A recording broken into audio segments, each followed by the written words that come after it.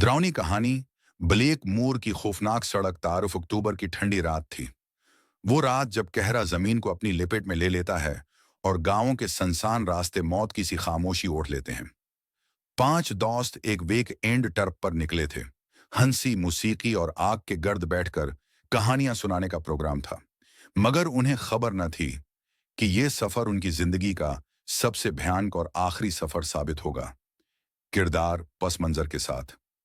वेनिन Daniel 25 साल, गाड़ी चलाने वाला, संजीदा और जिम्मेदार, हमेशा सबका ख्याल रखने वाला, मगर हाल ही में अपने भाई को एक एक्सीडेंट में खो चुका था।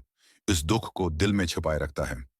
2 सोफिया 24 साल, दानियल की गर्ल फ्रेंड, होशियार और हंसमुख, मोबाइल कैमरा से हर लम्हा कैद करने की शौकीन, भूतों की कहानियों को मजाक समझती है। 3 रियान 26 साल, ग्रुप का मजाक करने वाला लड़का, सबको हंसाता रहता है मगर हकीकत में तन्हाई से खौफजदा। 4 एमा 23 साल, खामोश, हसास और आर्टिस्टिक, एक सरिन देखे साए महसूस करती है। उसकी दादी को जनात और रूहें देखने वाली औरत कहा जाता था। 5 क्रस 27 साल, एडवेंचर पसंद, हमेशा शॉर्टकट और नई जगहों की तलाश में। यही वो है जो सबको पुराने रास्तों पर जाने पर मजबूर करता है। सफर की शुरुआत दोस्त शाम ढलने के बाद निकले। उनका प्लान था कि बलेक मोर के जंगल के करीब कैंप लगाएंगे।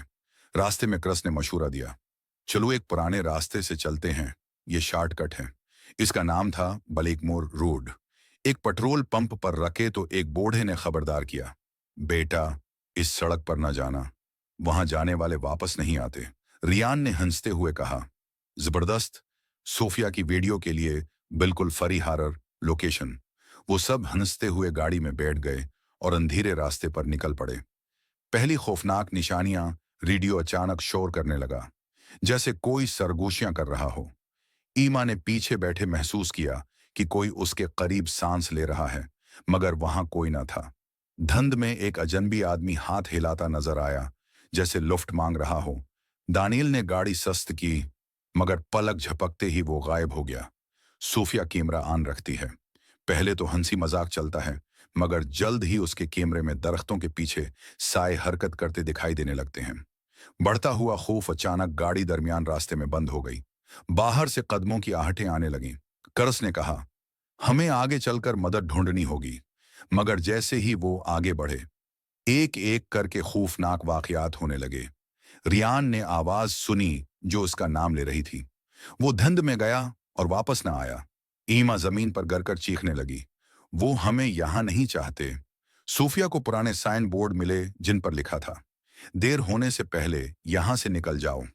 उनके मोबाइल फोन्स पर सिग्नल नहीं था, बल्कि स्क्रीन पर ऐसे मैसेजेस आ रहे थे जो किसी अजनबी नंबर से थे, और वो मैसेजेस 1970 की तारीख के थे। इंतहाई दहशतनाक लम्हा, क्लाइमैक्स। दानियल ने किसी तरह गाड़ी स्टार्ट की, मगर जब उसने डैशबोर्ड देखा तो उस पर साल लिखा था, 1918। अब उसे अंदाजा हुआ कि वो सब एक वक्त के फंदे में फंस चुके हैं। सूफिया ने कैमरा ऑन किया और आखिरी मंजर में उसकी अपनी झलक नजर आती है, मगर उसके पीछे एक लंबा काला बेचेहरा साया खड़ा था।